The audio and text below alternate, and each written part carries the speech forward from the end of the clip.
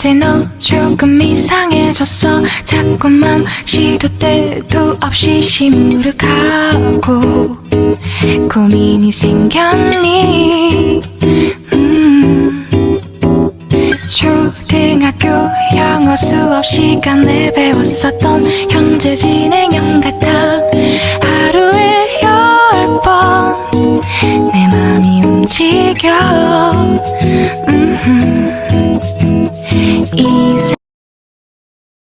আসসালামু আলাইকুম everyone, welcome back to my YouTube channel. সবার কি খবর, কেমন আছো? আলহামদুলিল্লাহ আমি অনেক ভালো আছি। তো আজকে আমি অনেক খুশি, কারণ আজকে আমি বাইরে যাচ্ছি আমার ফ্রেন্ডদের সাথে ইফতার করতে। কিন্তু একটু আপসেট, কারণ বাসায় আম্মু হালিম বানাচ্ছে। তো বাসায় সবাই ইফতারিতে হালিম খাবে। তো আমার একবার চিন্তা হচ্ছিল যে বাইরে যাব কি যাব না। তো যেহেতু প্ল্যান করেই ফেলেছি ফ্রেন্ডদের সাথে, তো ক্যান্সেল করা তো যাবে না। তো সেই কারণে আর কি আমি একদম ফার্স্টলি রেডি হয়ে গেলাম। আজকে একটা পিঙ্ক কালারের ড্রেস পরেছি। ভেবেছিলাম ফ্রেন্ডরা সবাই একরকমের ড্রেস পরে বের হব, কিন্তু ওরা কেউই পিঙ্ক পরেনি আনফর্চুনেটলি। এনিওয়েজ, তো আমি এখানে অলরেডি বের হয়ে গিয়েছি। আর আজকের ব্লগটা আমি শুরু করেছি বিকালের দিকে, মানে ইফতারির 1 ঘন্টা আগে। তো ইফতারির জন্য আমরা আজকে যাচ্ছি মূলত কাচ্চি ভাইতে। আসলে প্রত্যেক রমজানেই আমার বাইরে ইফতার করা হয় আমার ফ্রেন্ডের সাথে। তো প্রত্যেকবারই চাইনিজ খাওয়া হয় বাইরে, কিন্তু আজকে ওরা সবাই প্ল্যানিং করলো যে ওরা নাকি কাচ্চি খাবে। আমি কাচ্চি পছন্দ করি না, ইভেন খাইও না। আমি জানি অনেকেই পছন্দ করে, কিন্তু আমি মাটন খাই না মেনলি, সেই কারণে আমার কাচ্চি খাওয়াও হয় না। তো সেই কারণে আমার প্ল্যানিং ছিল যে আমি সেখানে মোরগ পোলাও খাবো। তো আমি অলরেডি কাছাকাছি চলে এসেছি। আর চাষারা এসে দেখি যে এখানে কি যেন একটা ঝামেলা হয়েছিল, মেবি গ্যাঞ্জাম টাইপ। তো দেখলাম যে অনেকেই একটু ঝামেলা করছিল, অনেক লোক একসাথে জড়ো হয়েছিল। তো আমি ঠিক বুঝতে পারছিলাম না যে কি হয়েছে। তো যাই হোক, তারপর আমি চলে যাই সোজা কাচ্চি ভাইতে। তো সেখানে আমরা ফ্রেন্ডরা একসাথে হই। আর সেখানে যেয়ে দেখি যে এত বেশি রাশ, যদিও আমি একটু ধারণা করতে পেরেছি যে রাশ হবে। মোটামুটি সব সময় প্রত্যেকবারই আমি যখন বাইরে ইফতার করতে যাই দেখি যে অনেক রাশ থাকে রেস্টুরেন্টগুলোতে। তো আমিও বুঝতেই পেরেছি যে রাশ থাকবে, কিন্তু এত পরিমাণে থাকবে আমি সেটা ভাবতেও পারিনি। এত রাশ থাকার কারণে আমি আসলে সত্যি কথা বলতে তেমন একটা এনজয় করতে পারিনি। আসলে এত মানুষ ছিল। তো আমরা তো মোটামুটি হাতে সময় নিয়ে যাওয়ার পরেও দেখি যে সেখানে অলমোস্ট সবগুলো সিটই ফিল আপ হয়ে গিয়েছে। তো আমরা 3 জন ছিলাম, তো আমরা বললাম 3 জনের একটা সিট আমাদের বের করে দিতে, কিন্তু সেখানে 3 জনের সিট তো ছিল না। তো 4 জনের একটা সিটে বসি।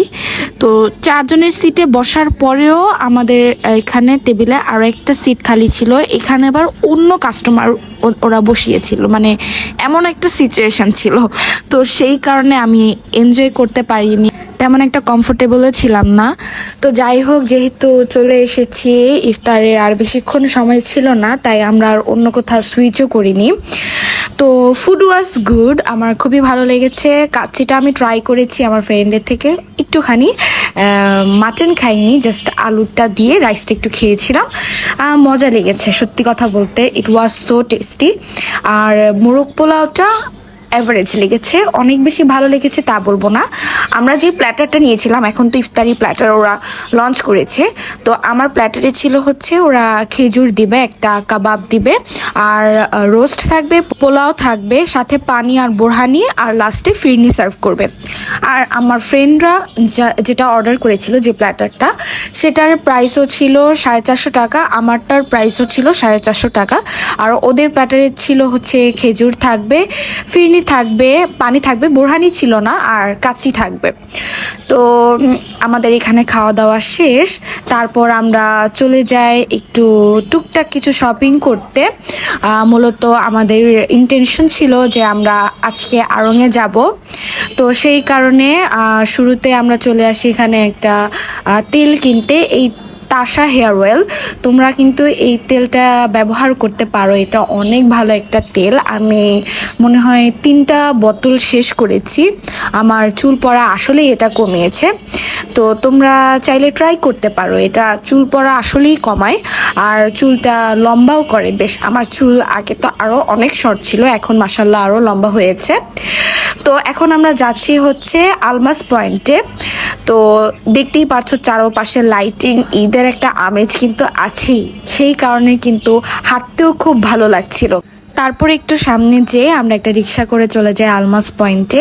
আর আলমাস পয়েন্টে যাওয়ার একটাই রিজন, সেখানে আমার একটা ফেস প্যাক কেনার ছিল আড়ং থেকে, সেটা কেনার জন্য গিয়েছিলাম।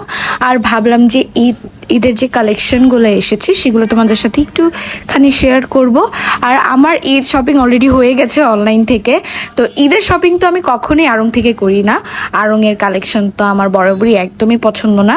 আমি আরও একটা ব্লগে অলরেডি বলেছি, কিছু কিছু কালেকশন ভালো লেগে যায় কিন্তু ম্যাক্সিমামই আমার ভালো লাগে না। আমি জানি অনেকেই সেখান থেকে শপিং করে, সবার চয়েস তো সেম না, অনেকের হয়তো বা ভালো লাগে, তো আমার তেমন একটা ভালো লাগে না। কিন্তু ওদের যে হোম ডেকোরের যে কালেকশনগুলো ওগুলি কিন্তু খুবই খুবই ভালো হয়।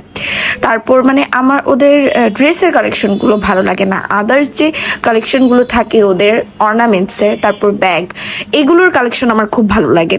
হোম ডেকোরের কালেকশন তো আমার দেখে মাথা ঘুরায় যায়, মানে কোনটা রেখে কোনটা নিব এরকম একটা অবস্থা। তো আমরা চলে এলাম আলমাস পয়েন্টে। আর এখানে কিন্তু শুধু আড়ংয়ে যাওয়ার জন্য আমরা আসিনি, আমরা ভাবলাম যে কেননা একটু অন্যান্য শপেও ঘুরে ঘুরে দেখি যে ঈদের কী কী কালেকশন আসলো। আর এই আলমাস পয়েন্টে কিন্তু আমাদের নারায়ণগঞ্জের জন্য বলতে গেলে একটা মিনি বসুন্ধরার মতো বলা যায়। এখানে এক জায়গায় একদম সব ব্র্যান্ডস মোটামুটি আছে, যেগুলো খুবই নাম করা সেই ব্র্যান্ডসগুলো এই ভবনে আছে। যেমন এপেক্স আছে, বাটা আছে, তারপরে লারিভ আছে, আড়ং আছে, সেইলোর আছে, ইয়েলো আছে, আর অনেকগুলোই আছে। তো সেই কারণে আমার কাছে মনে হয় যে এটা আমাদের নারায়ণগঞ্জের জন্য মনে হয় একটা মিনি বসুন্ধরা। আর এইখানে আমরা লারিভের কিছু কালেকশন দেখছিলাম, তো লারিভের কালেকশন আমার তেমন একটা ভালো লাগেনি, মানে মনে হয়েছে যে দাম অনেক বেশি জামার তুলনায়। মোটামুটি অনেকগুলো শপই ঘোরাঘুরি হয়েছে, কিন্তু এখনো পর্যন্ত আমার কোনো একটা ড্রেস চোখে লাগেনি ঈদের জন্য যে কেনার মতো। তো তারপর আমরা চলে আসি বাটাতে, বাটার কিছু শুজ কালেকশন দেখার জন্য। তার আগে আমরা অ্যাপেক্সও গিয়েছিলাম, কিন্তু সেখানে আমার ভিডিও করা হয়নি। আর আমি অলওয়েজ বাটা থেকেই জুতা কিনি, আমার যতগুলো শুজ আছে, হিলস আছে, ম্যাক্সিমাম না সবগুলোই বাটার কালেকশন আমার ভালো লাগে, শুজ কালেকশন। তো এখানে আমরা কিছু ব্যাগ দেখছিলাম, এই ব্ল্যাক ব্যাগটা কিন্তু আমার খুবই ভালো লেগেছিল। এটার প্রাইসটা আমার ঠিক খেয়াল ছিল না, এটার প্রাইসটা মেবি 2000 সামথিং ছিল, ঠিক খেয়াল নেই।